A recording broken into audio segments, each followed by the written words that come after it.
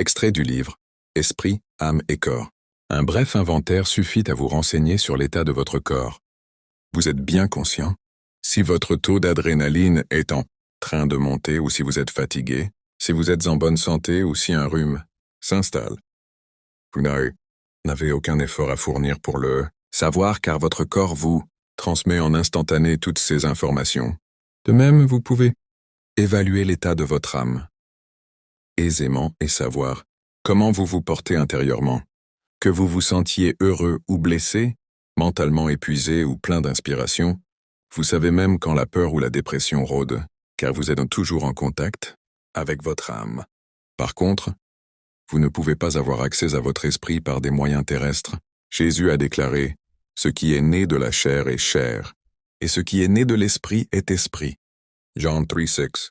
Il voulait dire qu'il n'y a pas de lien direct entre la chair et l'esprit. Nous entrerons dans plus d'explications plus tard. L'esprit est esprit, la chair est chair. Les deux étant distincts, vous ne pouvez pas contacter votre esprit par le biais de vos émotions ou de votre corps. C'est là que se trouve l'un des plus gros défis de la vie chrétienne. Vous devez savoir que les réalités spirituelles ne sont pas de l'ordre du ressenti, sinon vous remettrez sans doute en question la puissance qui est en vous, puissance qui a ressuscité Jésus d'entre les morts, Eph. 18-20. Celui qui croit que la vérité spirituelle est détectable par les 5 sens sera perplexe quand il lira dans la Bible qu'il est une nouvelle créature en Christ et qu'il peut faire les mêmes œuvres miraculeuses que Jésus a faites. 2 Corinthiens 5:17, Jean Cotton Score. Le chrétien qui ne comprend pas la différence entre l'esprit, l'âme et le corps essaie toujours de localiser cette puissance dans son corps ou dans son âme et, ne l'y trouvant pas, conclut que la Bible est bien trop difficile à comprendre. Vouloir à tout prix voir, goûter, entendre, sentir ou toucher ce que la parole révèle à notre sujet nous met tout de suite en conflit avec elle. Celui qui vit autre chose que ce que la parole dit peut vite sombrer dans le désespoir et la frustration.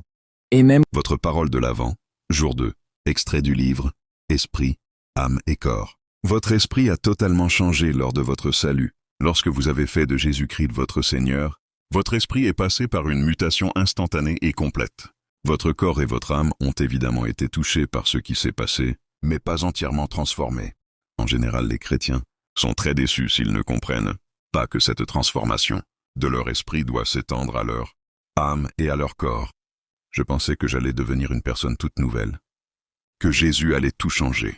Dans ce cas, l'incrédulité prend le dessus, au point que certains doutent de leur salut. D'autres gardent la certitude de leur nouvelle naissance, mais ils perdent souvent tout espoir d'en profiter pleinement ici-bas. En réalité, votre esprit a totalement changé. Nul besoin d'essayer de recevoir quelque chose de Dieu pour le parfaire, car tout ce dont vous aurez jamais besoin pour votre vie chrétienne est déjà présent en totalité dans votre esprit. Dès à présent, votre esprit né de nouveau est aussi parfait et complet qu'il le sera pour toute l'éternité. Vous n'aurez pas un nouvel esprit lorsque vous arriverez au ciel, et il n'aura pas non plus besoin de mûrir, d'être complété ou lavé des souillures d'ici-bas. En ce moment même, votre esprit pleinement mature est aussi parfait et aussi complet que Jésus lui-même. Après la nouvelle naissance, le reste de la vie chrétienne consiste à renouveler vos pensées et à libérer ce que vous avez déjà. C'est par le renouvellement de l'intelligence et la foi en la parole de Dieu que votre âme s'accorde avec ce qui est déjà connu de votre esprit. Ce qui est déjà dans votre esprit se libère dans votre âme et dans votre corps lorsque votre âme s'aligne sur ce qu'elle voit dans le miroir spirituel. Votre parole de l'Avent, jour 3. Extrait du livre Esprit, âme et corps.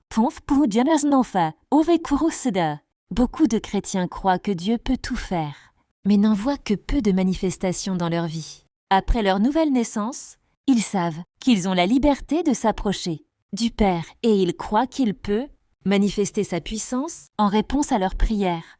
Mais ils attribuent l'exaucement de leurs requêtes à leur performance au profit de